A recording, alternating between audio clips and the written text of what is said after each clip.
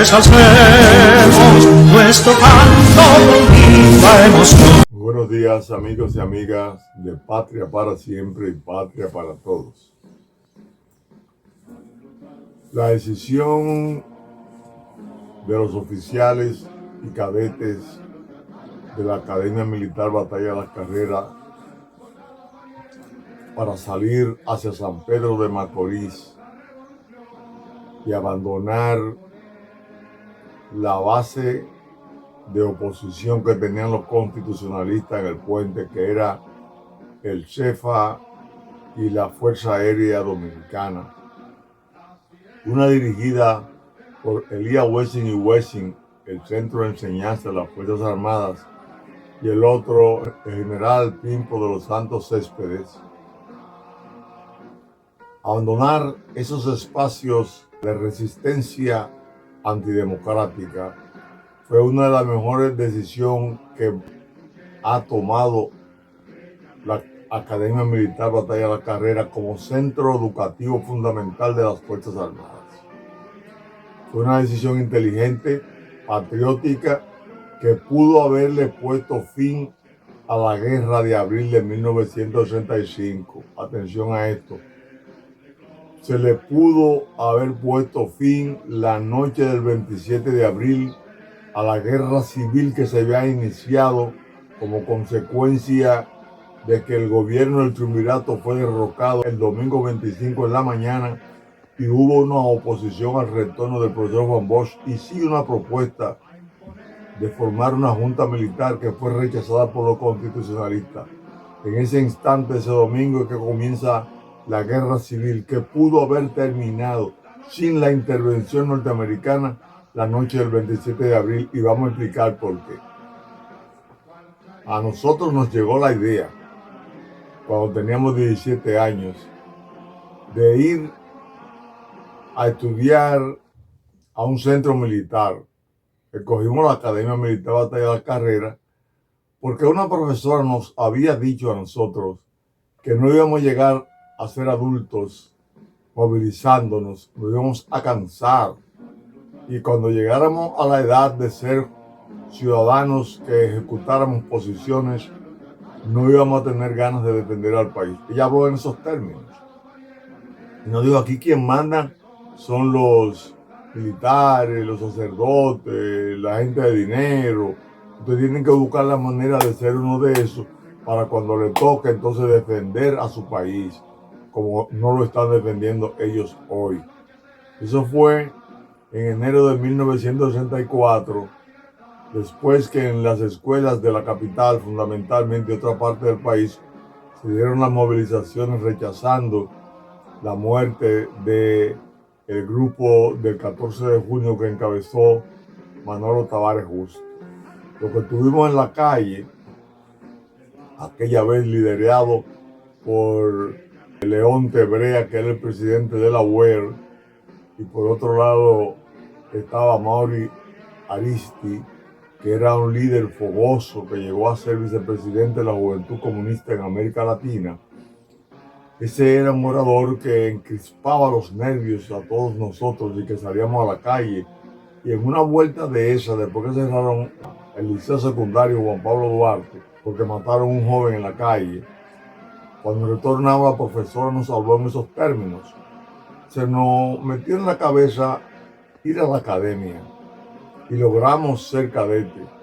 Y entonces el día que comenzó la revolución, el día que se decidió salir a unirnos a los sectores patriotas que estaban luchando en el puente Duarte, ese día se convirtió en uno de los momentos más importantes de nuestras vidas. Nos recordamos siempre, la profesora, cuando todos salimos a unirnos al pueblo con mucha decisión, con mucho sentido patriótico. Recuerdo que en la madrugada algunos cadetes fueron cantando el himno del 14 de junio detrás. No éramos comunistas, pero nos identificamos con esos jóvenes que se habían sacrificado, porque era una época de martirologio donde habían hombres y mujeres que se oponían a ese martirologio. no era un problema de comunismo o capitalismo, era un problema de libertad y democracia que el país había realmente reclamado y que se le había quitado la oportunidad cuando se le dio el golpe de Estado al profesor Juan Bosch. Esa madrugada del 25, amanecer 26, el lunes en la madrugada que llegamos a San Pedro de Macorís, se dieron una de las decisiones militares más importantes que no se han resaltado en el país, porque es que la Revolución de Abril no se ha estudiado profundamente. Aunque ha habido momentos como el seminario que se celebró en el 2002 en el Banco Central, en el momento de ser ministro el teniente general Soto Jiménez, historiador, que se pudo programar un encuentro donde se dieron testimonios de Abril y ahí se escribió el libro Abril, la revolución inevitable. Se entendió que era inevitable por los testimonios que se dieron esa revolución, esa guerra patria que se dio en el 1965. Pero después de ahí no se ha podido estudiar internamente ni externamente bien la Revolución de Abril. Lo que ha habido son una serie de conjeturas, una serie de exhibición de guapesa de muchos, bravuras, enemistades, de otra forma, inclusive exclusiones, abuso de términos jerárquicos, donde la gente no se considera parte de una masa que le dio al país uno de los actos más importantes de su historia, sino comienza la mezquindad de que tú eras cabo, yo era sargento, tú eras teniente, yo era cadete, yo soy capitán, y en eso se ha debatido el grupo de militares constitucionalistas y ha provocado divisiones y no hemos logrado que la mayoría entiendan, desde el gobierno hasta los militares constitucionalistas y combatientes, que fuimos una masa todos que pudimos haber sido aniquiladas juntos y que no fuéramos nadie hoy, y que hemos luchado por rescatar la memoria de Abril para que el pueblo dominicano sepa que la libertad que tiene, la democracia que tiene, ha costado sangre, y esa sangre que ha costado nos obliga a nosotros a defender la ley, a fortalecer nuestras instituciones, a ser leales entre los compañeros y dejar esas nimiedades, esas tonterías de que yo era más que tú. Ahí todos pudimos haber fallecido. En algún momento todos pudimos haber terminado la vida, pero por lo menos muchos caímos presos, otros fueron al exilio, otros fueron perseguidos, otros fueron eliminados. El enemigo se ha aprovechado de la falta de conciencia del grupo en conjunto que ha conformado los militares y combatientes constitucionalistas. Confundieron a otros, persiguieron a otros. Ha sido un desastre, pero nosotros nos encargamos de dividirnos. Nosotros lo que estamos haciendo hace un tiempo es tratar de sacar a la luz una serie de momentos de la Revolución de Abril que todo el mundo tiene que entender y que tenemos que sentirnos orgullosos, y que ese orgullo de haberle servido a la patria desde distintas posiciones, desde barrendero hasta presidente constitucional en armas, todo eso forma parte de un grupo de personas con un valor pocas veces visto en el país, un valor que le permitió derrocar a un gobierno ilegal, un valor que le permitió combatir a las tropas antidemocráticas de San Isidro, un valor que le permitió combatir las tropas americanas el 15 y 16 de junio en Ciudad Nueva, un valor que le permitió al grupo constitucionalista obligar a la OEA, en la Comisión Actor de la OEA, a negociar. Un grupo que fue capaz allá en Santiago de defenderse contra el asalto que se le hizo al Matún. Un grupo que se lanzó a las calles ese día en la capital y en varias partes del país. Un grupo de militares que se presentó al campamento cuando se estaba combatiendo allá en Santiago. Un grupo que se quedó en el campamento esperando que en cualquier momento fueran atacados. Hombres y mujeres de la talla de los que participaron en Abril. No le luce bajo ninguna circunstancia dividirse por elementos banales como jerarquías tontas que muchos no pueden exhibir con la gallardía suficiente, porque el que no defiende a su compañero, el que no es leal a su compañero, realmente no merece ser ni revolucionario ni nada que se parezca. Se están incriminando como reaccionarios los que viven dividiendo a los militares y combatientes constitucionalistas. Son reaccionarios que de haber continuado en las Fuerzas Armadas hubiesen sido tan criminales posiblemente como otros que continuaron. Porque si usted no valora a sus compañeros con la justa dimensión que tiene que valorarlo, usted realmente no puede hablar de que usted es revolucionario. Descartado eso. Entonces, la decisión de los oficiales y cadetes de la Academia Militar Batalla de la Carrera al tomar a San Pedro de Macorís pudo haber decidido la guerra de abril si hubiese habido una unidad de mando con una comunicación bien efectiva, como no se dio, porque se combatió fuertemente esa tarde en el puente para vencer la trama que tenían los norteamericanos y la gente de San Isidro y luego el batallón de San Cristóbal, que el batallón se unió al grupo de reaccionarios después que estaba a favor del golpe contra el triunvirato. Se unieron porque los americanos, por ejemplo, el 27 en la madrugada, a las 3 de la mañana por ahí, o a las 2 de la mañana, se interceptó una conversación que tuvo luego en su poder el coronel Hernando Ramírez entre el jefe naval norteamericano y Milo Jiménez, donde se planificaba que había que darle una tregua a los norteamericanos para sacar a todos los ciudadanos americanos que estaban aquí, para que luego ellos atacaran sin piedad al grupo que estaba en el puente Duarte, en el campamento 16 de agosto y los distintos puntos donde había levantamiento en contra del triunvirato derrocado. Toda esa conversación la escuchó Hernando Ramírez. Hernando Ramírez, como quiera, le preguntaba a William Conet que si realmente ellos estaban de acuerdo con una tregua. Sí, estaban de acuerdo con una tregua, pero era hasta que sacaran los norteamericanos de aquí. Pero nunca le dejó entrever William Conet que ellos sabían lo que Ralph Hale y Milo Jiménez habían planteado, que era hacer una tregua para a partir de las 11 de la mañana de ese martes 27 comenzar el ataque al puente Duarte y a los lugares que ya mencioné. Así fue. Los constitucionalistas sabían.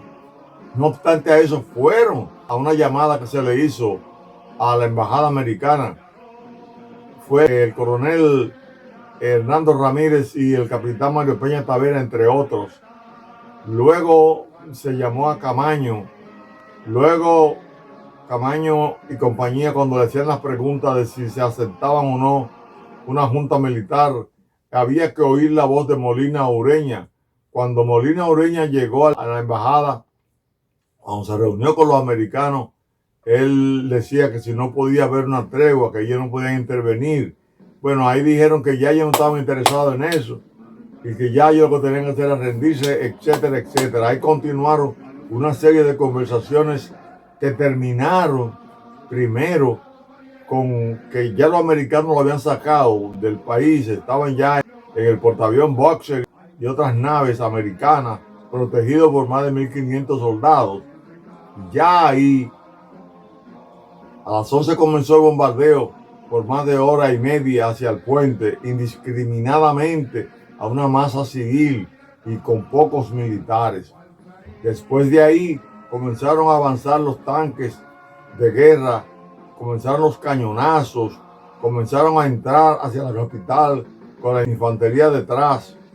En la tarde ya Camaño había decidido unirse en el puente al esfuerzo que estaban realizando oficiales como el coronel Montesarache y Surrana, como el coronel Lora Fernández como el mayor Píndaro Peña y otros oficiales, entre ellas Ernesto González González y todos esos compañeros académicos que se fajaron en el puente junto al pueblo, tanto el pueblo democrático como algunos miembros del 14 de junio y grupos afines.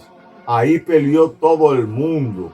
Esa tarde fue gloriosa, porque finalmente Camaño decidió incorporarse después que fue nombrado como ministro de las Fuerzas Armadas en sustitución del coronel Hernando Ramírez, quien comenzó a padecer de una enfermedad que tenía, que se le recrudeció del hígado. Él entonces le cede el mando por 10 días a Camaño. Camaño lo asume con valentía y termina definitivamente en el puente, haciendo todo el esfuerzo posible conjuntamente con todos los militares y civiles que estaban peleando en el puente. El pueblo comenzó a hacer su trabajo. Cuando los tanques comenzaron a entrar, comenzaron las bombas Molotov a usarse para incendiarlo. Comenzaron soldados a salir de los tanques de guerra. Comenzó el pueblo entonces a invitar a los soldados que entraran por callejones. Y entonces en esos callejones que se dieron, comenzaban entonces a eliminar los soldados. Los soldados despavoridos terminaron desertando. Terminaron los soldados de San Isidro desertando. El fin fue que ya en la tarde, a las 5 y tanto, antes de las 6 de la tarde, porque ese día el sol se ocultó más o menos a las 6:30, de acuerdo a testimonios escritos que hay. Esa tarde entonces quedó el puente Duarte lleno de cadáveres, pero sin el ataque de las tropas de San Isidro que se habían dispersado. En la noche, el coronel de la policía, Morillo López, nombrado como inspector, fue a ver qué había ocurrido en el puente. Desolado el puente, con los soldados que habían desertado. Cuando contaron, allá habían unos 25 soldados. Había una situación de espantos entre los oficiales que antes creían que habían ganado la batalla. El pueblo había ganado, pero el mismo pueblo no entendió tal vez que había ganado de la forma que ganó, que podía haber atacado a San Isidro esa noche, porque si no habían soldados y los constitucionalistas civiles y militares hubiesen avanzado hacia San Isidro, lo hubieran tomado. Pero oigan, ¿por qué entendemos que los cadetes y oficiales de la academia pudieron haber determinado la victoria? Porque estando los cadetes y oficiales en San Pedro de Macorís, después que el avión lo atacó en el puente sobre el río Iguamo, después que fuimos atacados ahí, si hubiese habido una comunicación efectiva y una decisión del alto mando constitucionalista de atacar a San Isidro, nosotros hubiésemos atacado por la retaguardia. Eso es lo que hubiese ocurrido en una lógica de guerra donde existiera una comunicación efectiva. Y vamos a salir entonces por atrás. Así como salimos, hubiésemos entrado para darle apoyo al grupo con el cual no nos habíamos podido juntar en el puente. Ellos vencieron esa tarde y esa noche pudo haber sido el fin de la revolución y guerra patria que se inició el 24 de abril. Se pudo haber dado, porque esa noche todavía no se había formado la junta militar encabezada por Benoit, coronel Benoit de la Fuerza Aérea, Calzado Saladín del Ejército Nacional y el capitán de navío Olgo Carrasco Santana de la Marina de Guerra. Esa noche no se había nombrado esa junta, y esa junta nombrada al otro día, 28, fue la que pidió la intervención norteamericana. Si nos hubiésemos unido en un ataque a San Isidro, la revolución termina esa noche. Con quien tenían que negociar los americanos a partir de ahí era con nosotros. Y nosotros íbamos a seguir trabajando lo que se discutió tantas veces en el Palacio de Embajada, que era el retorno de Juan Bosch y la Constitución sin elecciones, que fue el motivo de la Revolución de Abril. Invito al que está escuchando este relato que en algún momento hagamos un taller para que discutamos esas posibilidades. ¿Por qué razón? Porque en los pueblos no se sabe cuándo va a haber otra guerra. Ojalá que no haya nunca. pero hay que tener la experiencia de la guerra pasada. Eso es un aprendizaje para todos los militares y los civiles y los historiadores. Tenemos que ver qué hubiese ocurrido si hubiese habido una comunicación efectiva, que en lugar de hablar, de enfrentar a las tropas del batallón de San Cristóbal, donde se reunió esa noche Camaño con algunos grupos de izquierda y militares, y se determinó poner bajo la dirección de ese grupo para impedir que por la Máximo Gómez, etcétera, pudieran impedir la llegada del grupo San Cristóbal, dirigido por el mayor Arias Collado, un oficial que exhibió valor y fortaleza portando una ametralladora 30 en el pecho que debía ser manejada por un trípode, y él la manejaba él. Entonces, ocurrieron cosas muy valientes, muy grandes, muy importantes, pero faltó una comunicación efectiva. Sabemos que no se podía hacer tanto en tan poco tiempo y con tantas situaciones difíciles, pero tenemos que prever para si en algún momento tenemos que movilizar el país, porque tenemos que defender nuestra soberanía. Por ejemplo, tenemos que tener mucho cuidado en manejar una comunicación efectiva en cualquier circunstancia. Eso es determinante. Cuando estudiamos en la academia aprendimos que la comunicación es a la guerra como la vena al cuerpo. Eso no se puede olvidar y lo estamos relatando para que sirva de experiencia para otro momento. Pero la noche del 27 de abril de 1965, la Academia Militar Batalla de la Carrera pudo haber ayudado a que se terminara la guerra, trasladándose de San Pedro de Macorís hacia la Academia, si la Academia hubiese sido atacada y los grupos San Isidro desde el puente Duarte. Eso es otra historia, pero es bueno traer a colación esta situación que se presentó por una decisión que no se pudo tomar, por las razones que sean, pero tenemos que preverla para el futuro de manera que aprendamos esa lección.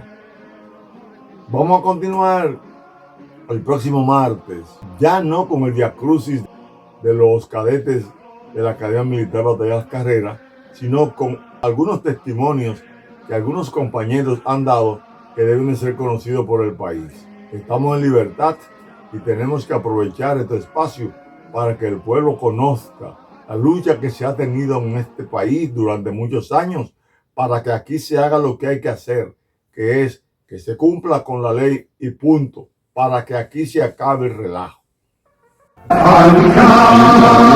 Soldados valientes, empezó la revolución, hay poder.